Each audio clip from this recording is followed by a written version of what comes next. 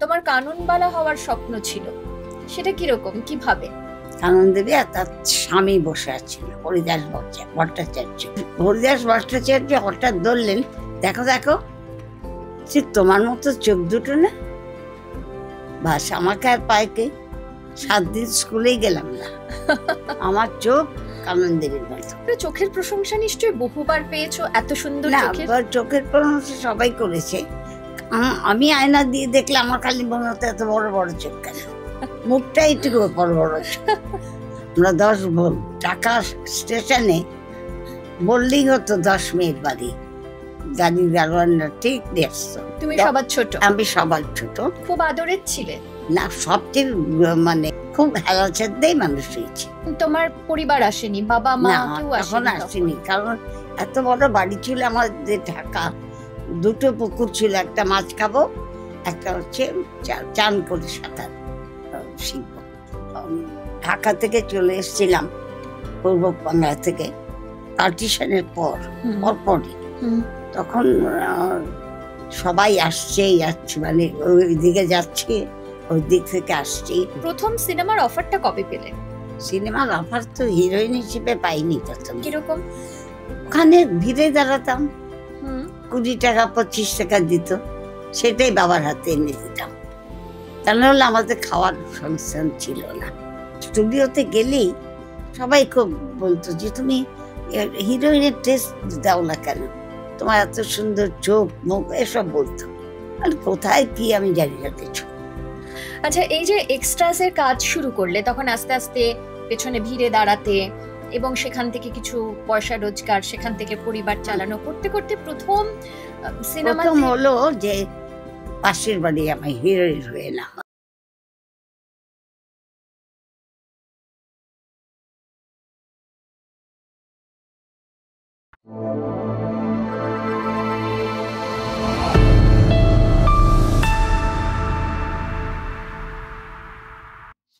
অভিনয়ে তিনি সর্বদাই উজ্জ্বল, আর সারল্য এবং রসবোধে আরো আকর্ষণীয়।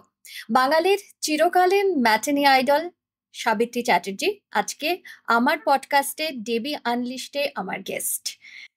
দিদি নমস্কার, তোমার সঙ্গে দেখা হবে এটা আমার পডকাস্টে, এটা আমার স্বপ্নের একটু বাইরে ছিল। অ্যাট লাস্ট তুমি সময় করতে পারলে এবং আমাদের স্টুডিওতে তোমাকে পেলাম। থ্যাংক ইউ সো মাচ আসার জন্য। দিদি, মানে তোমার কথা, তোমার গল্প মোটামুটি সকলেই জানে, যারা তোমাকে ভালোবাসে, যারা তোমার অভিনয় ভালোবাসে তারা। তাই আমি ভাবছিলাম যে তোমাকে আমি কোন জিনিসটা নিয়ে প্রশ্ন করব যেটা জানে না মানুষজন। খুব কম সেরকম খুঁজে পেলাম কিছু। তবে ছোটবেলা থেকে শুরু করি। একটা ইন্টারভিউতে দেখছিলাম তুমি বলেছো যে তোমার কানুনবালা হওয়ার স্বপ্ন ছিল, সেটা কিরকম, কিভাবে? সেটা হয়েছিল যে আমি আমার দিদির বাড়িতে বেড়াতে গেছিলাম। তখন আমার দিদি টালিগঞ্জ হাড়ি আছে, ওখানে ছিলেন আর কি। ছিলেন মানে তার শ্বশুর ছিলেন ওখানকার ওসি থানার। তো ন্যাচারালি ওখানে যখন খুব ছোট, তখন ওখানে ওই একটা মাঠ ছিল থানার, ওখানে সন্ধ্যাবেলা খেলা টেলা করতাম সকল বাচ্চাদের সঙ্গে। করতে সেদিনও করছিলাম, একটা বিরাট গাড়ি এসে থামলো। তখন খুব সুন্দর গাড়িটা, একজন লোক নেমে গেল। গাড়িটা ওখানে দাঁড়িয়ে আছে, আমরা খেলছি। হঠাৎ দেখলাম হাত বাড়িয়ে আর কি ওই এতে ওই জানলা দিয়ে আমাকে ইশারা করছে, এই কুকি শোনো, এই কুকি শোনো। আমাকে ডাকছে কেন গাড়ি থেকে? তখন গেলাম, আমাকে ডাকছেন? বললো হ্যাঁ। দেখি কানন দেবী বসে। আমি সিনেমার ভীষণ পোকা ছিলাম, আর আমার দিদির মেয়ে ভীষণ মানে সিনেমা দেখতে চাইতো না। তখন খুব শিশু, ওকে নিয়ে বাইরে যেতে হতো, গল্প করে আবার এসে বসতাম, আবার বাইরে যেতে হতো। ওই জন্যে আমাকে নিয়ে যেত। আর আমার তখন ধারণা ছিল যে সিনেমা হওয়া মানেই ওই ওই এক জায়গায় লুকিয়ে থাকে আবার এসে করে। আমার কোনো আইডিয়াই ছিল না। আচ্ছা। তো আমি খালি খুঁজতাম পাশে কোথায় গেল, আবার তো আসবে এরকম। তো যাই হোক, আমাকে তখন তো ওই এ করলো, তখন দেখলাম কানন দেবী আর তার স্বামী বসে আছিল হরিদাস ভট্টাচার্য। তো হরিদাস ভট্টাচার্য হঠাৎ ধরলেন, দেখো দেখো ঠিক তোমার মতো চোখ দুটো না। বাস আমাকে আর পাইকে 7 দিন স্কুলেই গেলাম না, আমার চোখ কানন দেবীর মতো। একটা পেয়ে বসলো আর কি। তা আমার দিদি বাবাকে চিঠি লিখলো, সাবিত্রী এরকম পড়াশোনা একদম করছে না, স্কুলেও যাচ্ছে না, সে খালি বলছে আমি কাননবেলা। কানন দেবীর মতো আমার চোখ, মানে কি বোকা বোকা তখন ব্যাপার ছিল। সেই স্বপ্ন শুরু হয়েছিল তোমার? স্বপ্ন না, সিনেমাটা আমার ভীষণ ভালো লাগতো, কিন্তু ওই আমি জানি 5টে ওটা চলে যাচ্ছে আবার একদল আসছে, এই সিনেমাটা যে একটা ফিল্মের এই জ্ঞানটা ছিল না একদম। তখন থেকে তোমার কাননবালা বা কাননবালা হওয়ার খুব ইচ্ছে ছিল। সে আমাকে বলেছে তার মতো চোখ। তারপরে চোখের প্রশংসা নিশ্চয়ই বহুবার পেয়েছো, এত সুন্দর চোখের প্রশংসা সবাই করেছে। আমি আয়না দিয়ে দেখলে আমার খালি মনে হতো এত বড় বড় চোখ কেন, মুখটা একটু বড় বড় চোখ। তারপরে এত আইল্যাশ এগুলো ছিল যে আমি ভালো করে দেখতে পারতাম না, এত বেশি ছিল। তো আর যখন নাকি ফিল্মে কাজ করতে শুরু করলাম, আমাদের অবস্থা খুব, ঢাকা থেকে চলে এসেছিলাম পূর্ব বাংলা থেকে পার্টিশনের পরপরই। তখন সবাই আসছেই যাচ্ছি, মানে ওই দিকে যাচ্ছি, ওই দিক থেকে আসছি এরকম। তো আমার তখন একটা অভিজ্ঞতা হয়েছিল, জাহাজে কি ভিড়, জাহাজ না বোধহয় স্টিমার, বড় স্টিমার আর কি, ওই কোথায় একটা ল্যান্ড করেছে, সেখান থেকে ট্রেনে কলকাতা আসতে হয়।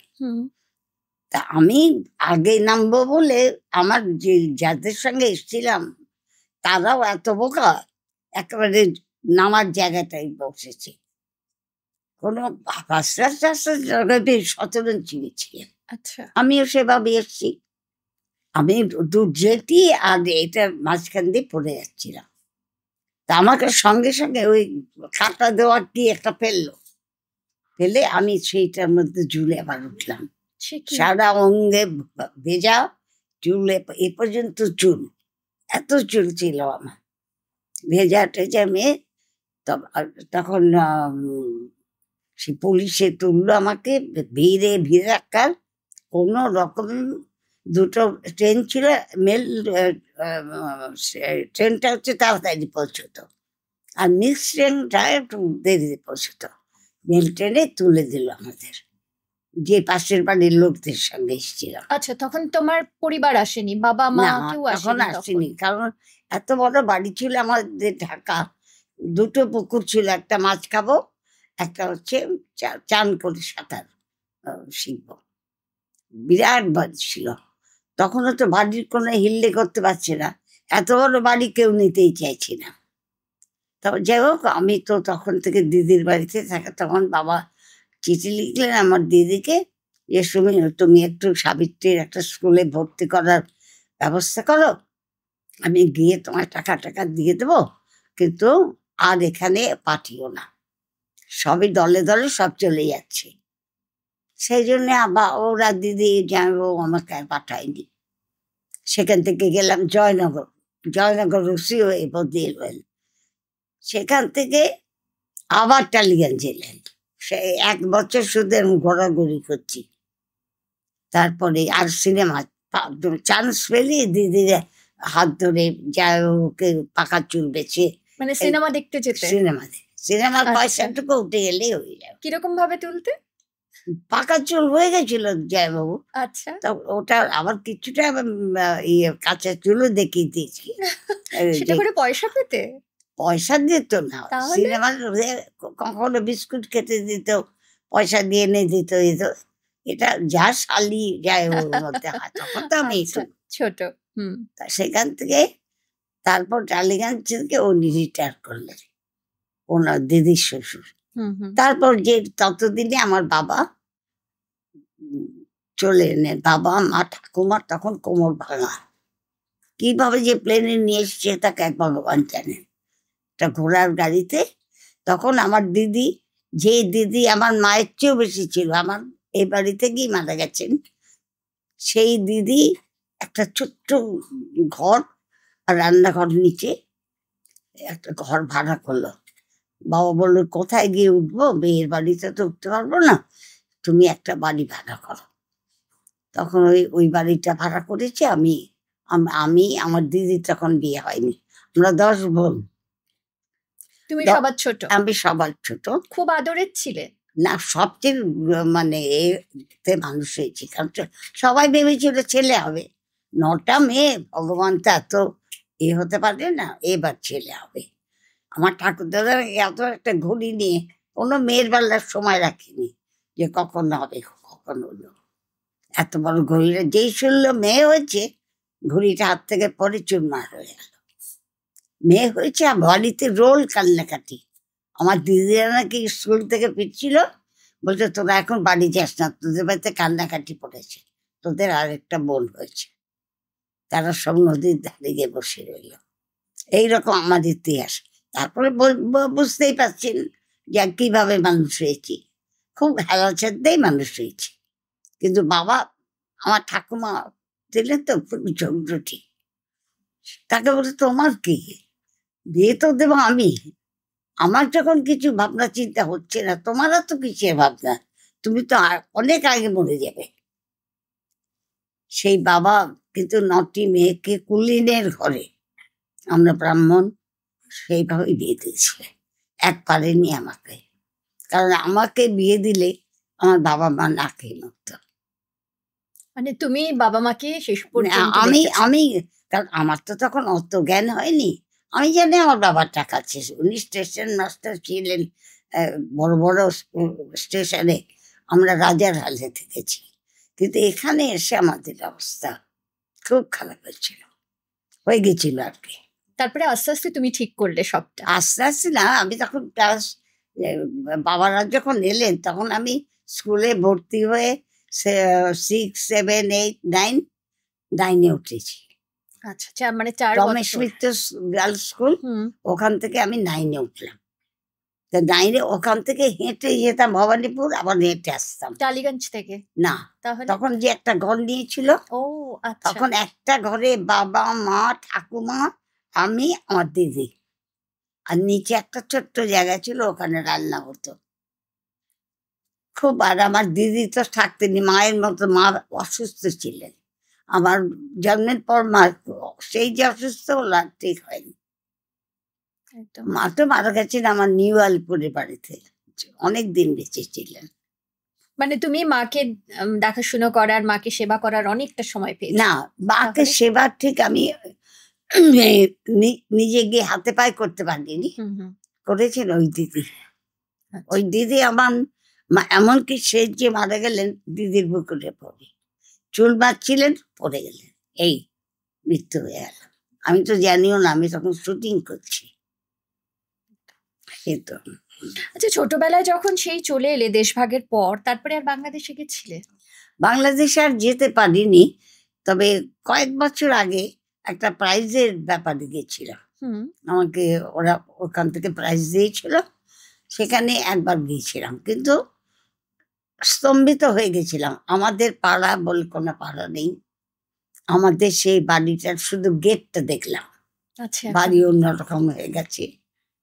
আর আমাদের মানে ঢাকা স্টেশনে বললেই হতো 10 মিনিট বাড়ি, গাড়ি দারোয়ানরা ঠিক নিয়ে আসতো। ঢাকাতে ছিল? ঢাকাতে আচ্ছা। 10 মিনিট বাড়ি বললেই যে ও সশস্ত্র যাবো, ঠিক নিয়ে আসতো। তো এখন যখন গিয়ে দেখলে কিছু নেই, মন খারাপ করেন? ভীষণ মন, আমি কেন এলাম দেখতে, সে বাড়ির চিহ্নও নেই। চিহ্ন মানে মাল্টি স্টোরি বিল্ডিং হয়ে আছে, সেখানে এক শুধু পুকুরটা একটা ডোবার মতো হয়ে আছে। বাবা সমস্ত সিমেন্ট করে খাটলা তৈরি করে দিয়েছিল, যাতে মেয়েরা বাবা বসে সেখানে বসে গল্প করতে পারে, হাওয়া লাগবে। 10টা চেয়ার ছিল আমার বাড়িতে, একটা টেবিল ছিল একদম এত বড়, সেই টেবিলে বাবা 11টা চেয়ার বসে খেত। আর 10 বোনের 10টা চেয়ার? 10 বোন বসতো, আমাকে আবার টেবিলের মধ্যে বসিয়ে দিত। এত তখন ছোট আমি ছিল। ছোট, কিন্তু সব আমার তো অনেক দিদির বিয়েই মনে নেই, দেখিনি, তারপরে জন্ম হয়েছে। আচ্ছা, তারপরে তো পড়াশোনা শুরু করলে, এখানে পড়াশোনা করছো, করতে করতে প্রথম মানে সিনেমা দেখতে ভালোবাসতে, সিনেমা দেখতে যেতে প্রথম সিনেমার অফারটা কবে পেলে? সিনেমার অফার তো হিরোইন হিসেবে পাইনি প্রথমে। কিরকম?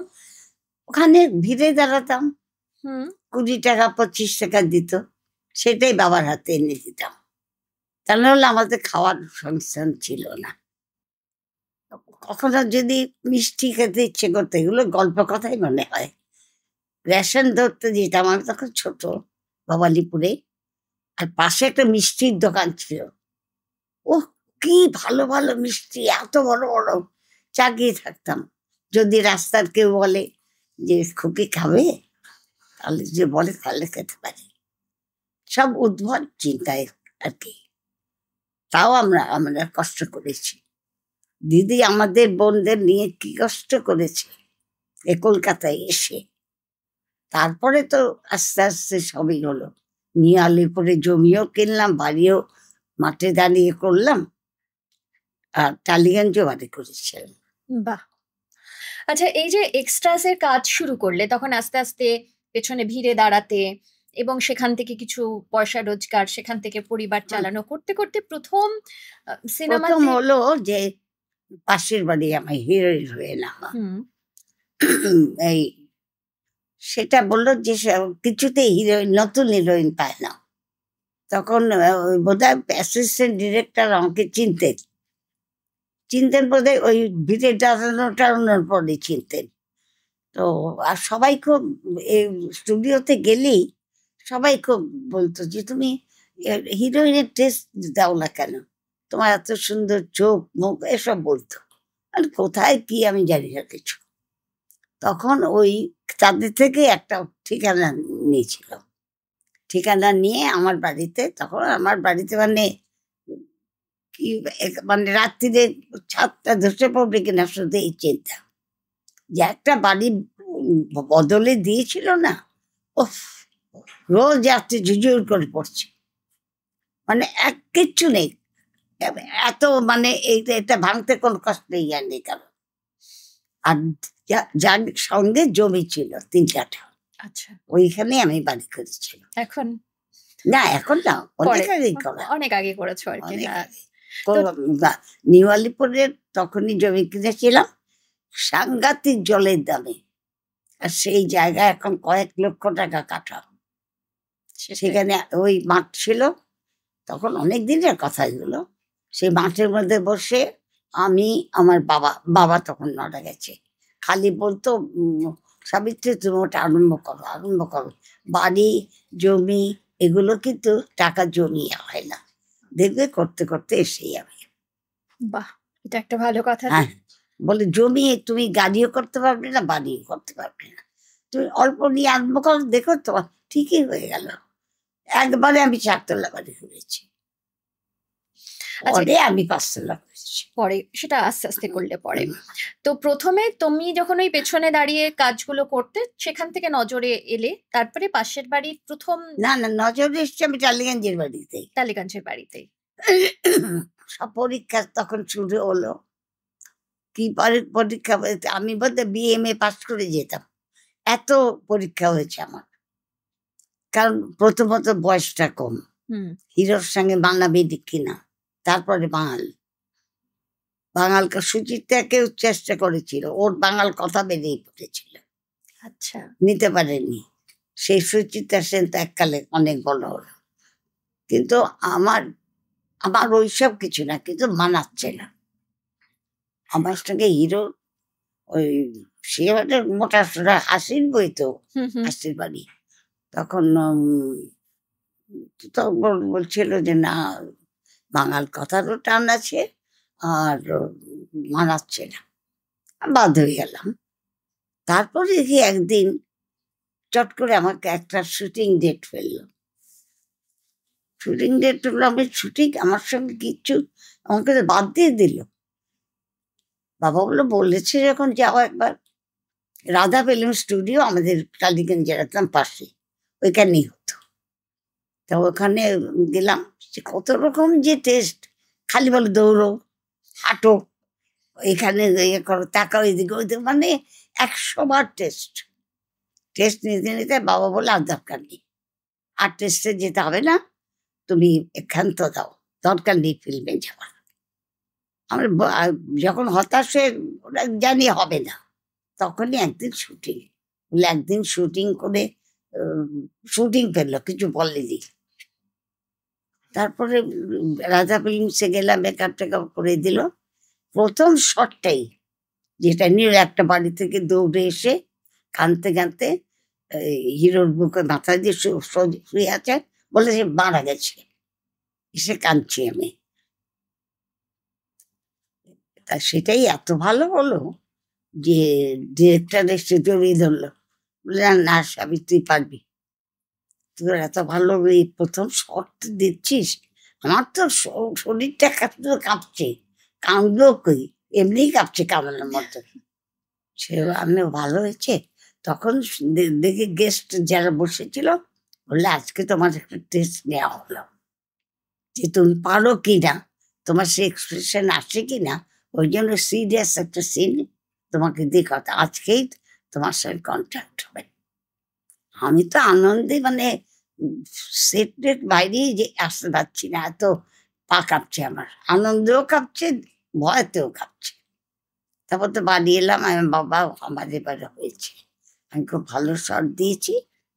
তাই নাকি এটা করে, না তুমি একটু অতিরিক্ত বেশি করতে চাও, সেটা করো না, ওভার অ্যাক্টিং করলো না। প্রথম দিন থেকে বাবা আমাকে কথা বলছে, আমি ওভার অ্যাক্টিং করি না, না। আর সেইটাই পাবলিক এখন বলে, এত স্বাভাবিক অ্যাক্টিং আর দেখিনি আমি। একদম আমার ওভার অ্যাক্টিং করার টেন্ডেন্সি ছিল, আচ্ছা যে লোকে বোধহয় বুঝতে পারবে না।